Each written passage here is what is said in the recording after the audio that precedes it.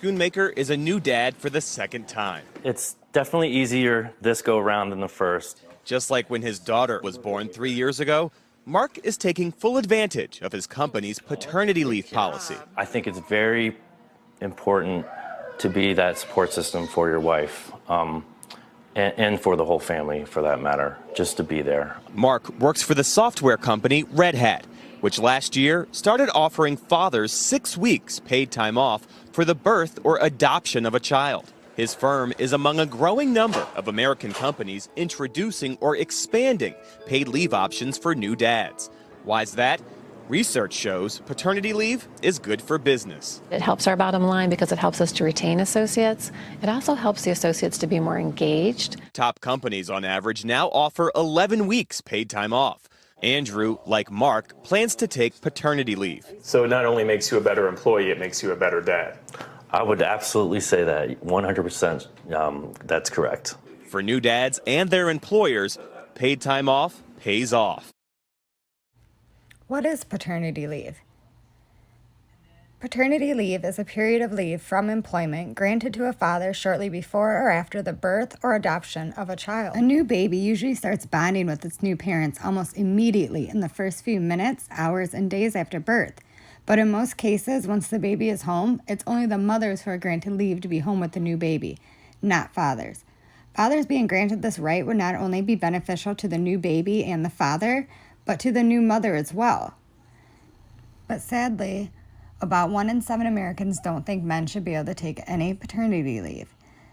This has to do with the old school gender norms that it's a woman's job to stay home and take care of the new baby while a man works and provides for the family. I think that stuff is highly underrated in the U.S., but I think that's just a cultural, societal thing. I think it's a society thing, and it's it's the same thing as a black struggle when you think about it in the workplace. We don't make a big stink about certain things because we think we can't have that conversation in the space of work. You don't get the progress that you should be getting in the space that deal with black issues, for instance. So the same thing what happens with dads. It's not expected for us to sit there and be at home and watching kids and stuff like that. So it's not given. Yes, we may or may not during those however many weeks be changing as many diapers. We may, if we're fortunate, the mother may be the one getting up late night, but still, even during the day though, there's stress that has of having a child, and just having somebody else there, if for nothing else, somebody that can hold the baby for 20 minutes, she may not even fall asleep for 20 minutes, but just that stress of saying somebody else can hold this baby for 20-30 minutes, that goes a long way. My experience with parental leave was 0. I got no dad leave. I have no weeks off, nothing. I have no idea. I have no idea. I think it was a cultural thing, company culture thing, in which it was kind of looked at as like, what you mean you take more than a week off? Like, you know what I mean?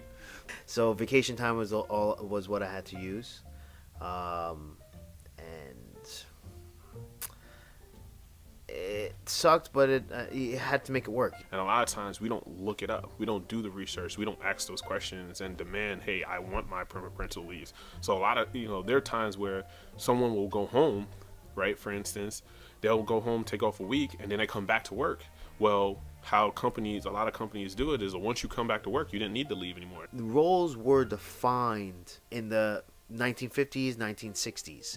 Well, even before 1920s, before 1920s, 1918, before women had the right to vote, women went to go backfill the jobs of men who had to go be deployed to fight the World War or the Great War. You're trying to deconstruct that mentality, and unfortunately, that's why it's a battle right now, because those who want to change the structure is coming up from the bottom, and those who are imposing the structure is from the top. It's still talked about in like a shocking way of women to be outside the home. You still have a lot of people, especially people in positions of power, politicians, who believe that the woman's role is in the home. So when you have that old school of mindset, then the father doesn't need to be home. He can be out supporting and needs to be making the hours to get paid to support the household. Especially with the smaller companies where their medical benefits are already skewed as it is, they're really not trying to give that to the father.